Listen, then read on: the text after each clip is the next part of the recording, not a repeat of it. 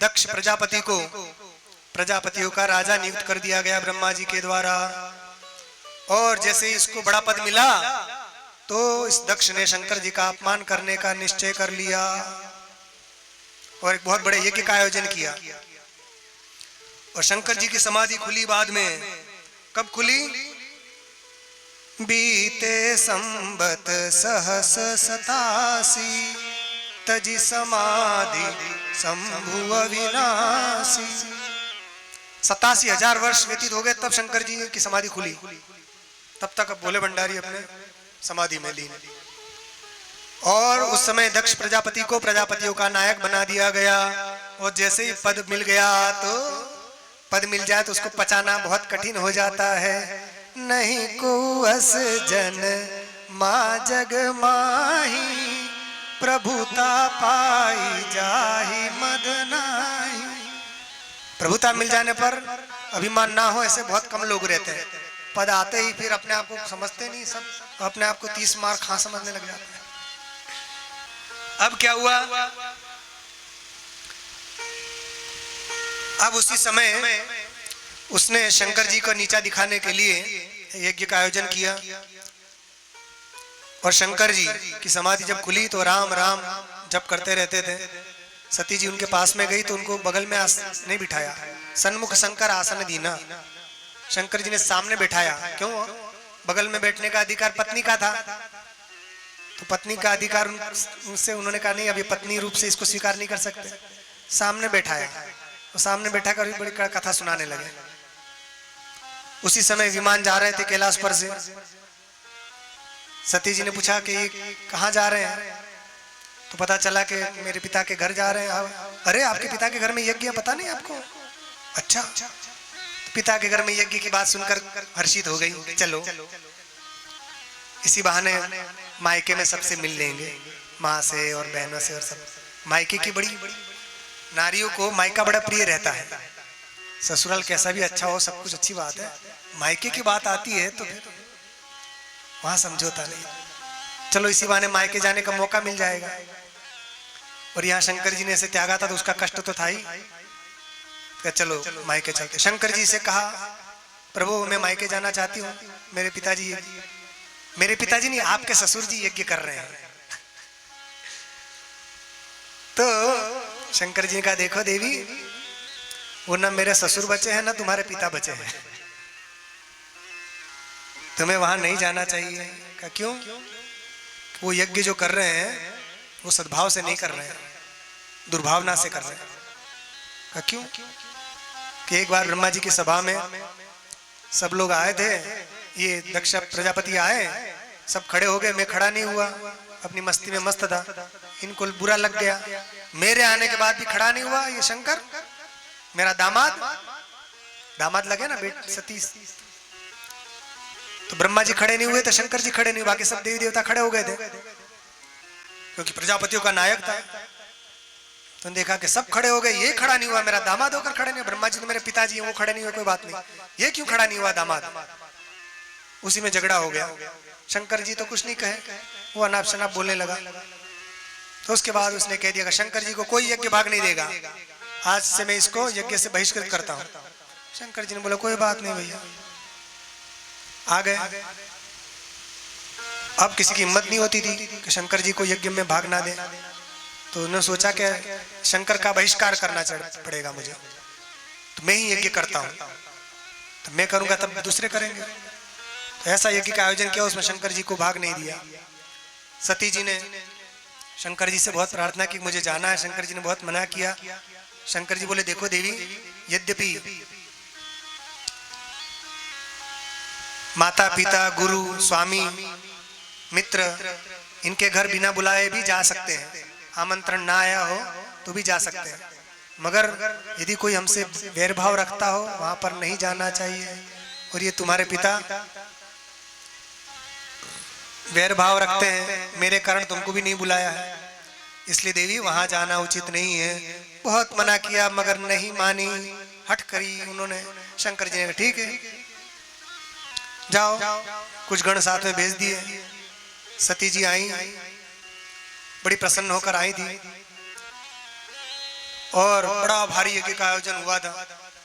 मगर कोई सती जी के सामने सती जी से बात नहीं कर रहा था, जो देखे मुंह फेर ले, क्योंकि दक्ष ने पहले से ही घोषणा कर दी थी सती के साथ किसी को कोई संबंध नहीं रखना है। तो दक्ष के डर के मारे कोई सती से बातचीत नहीं कर रहा था। अब उसकी बहनें थी, वो भी एकमात्र माँ जो थी वो अच्छे से मिली, और बहनें थी वो बहुत मुस्कुराते हुए मिली। हो आ गई कई ताने भी मारते ना कई लोग।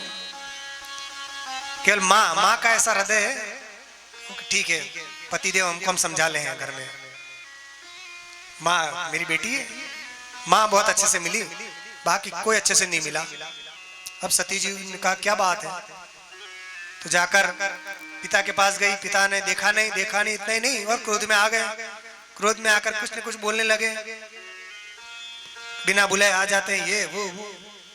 अब सती जी के मन में वो बात आई कि अब शंकर जी ने जो बात कही थी वो उसके चित चढ़े हो, जो कछु शंकर कहे हो। हाँ शंकर जी इसलिए मना कर रहे थे कि मत जाओ, मगर मैं आ गई हट करके। यज्ञशाला में जाकर देखा तो वहां शंकर जी का भाग नहीं दिखा,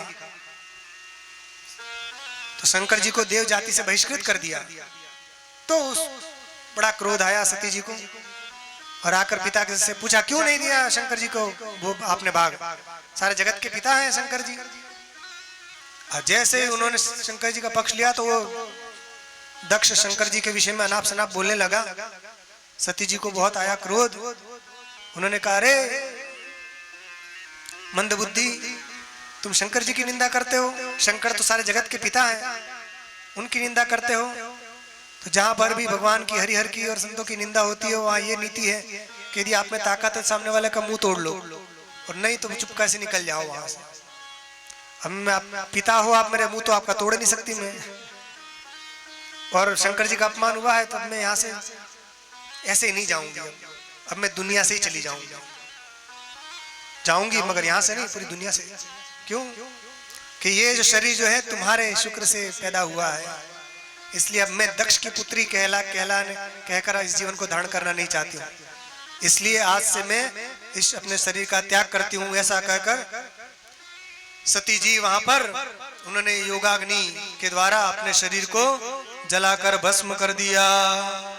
अस कही जोग अग्नि तनु जारा, भयउ सकल मख हाहाकारा। सारे सब जगह हाहाकार मच गया, अरे सती ने देह त्याग कर दिया। शंकर जी ने जो गण भेजे थे वो बहुत उत्पात मचाने लगे, यज्ञ विध्वंस करने लगे। तब भृगु जी ने अपने तपोबल से मंत्र बल से उन सबको भगा दिया वहां से। भगवान शंकर के पास ये बात पहुंची।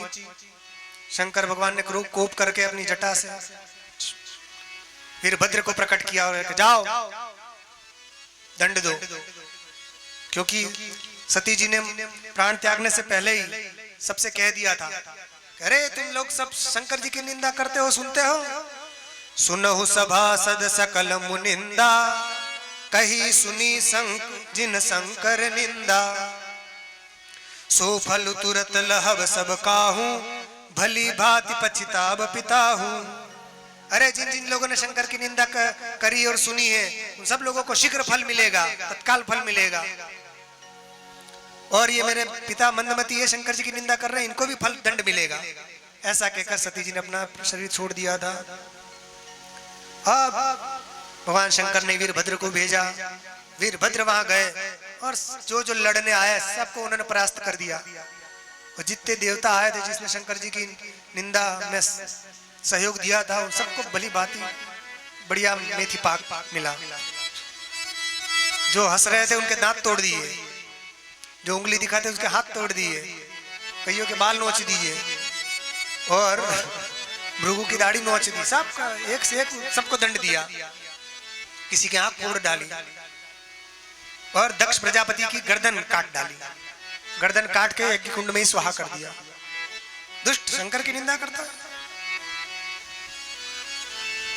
अब वीरभद्र वापस आए, सब देवता भगवान के पास गए, ब्रह्मा जी के पास गए, विष्णु भगवान के पास गए, भैया शंकर जी से कौन बेर मोल ले, संहार के देवता हैं, थोक बंदी निपटाते हैं, उनको इतने ही निपटा है, सबको निपटा देते हैं।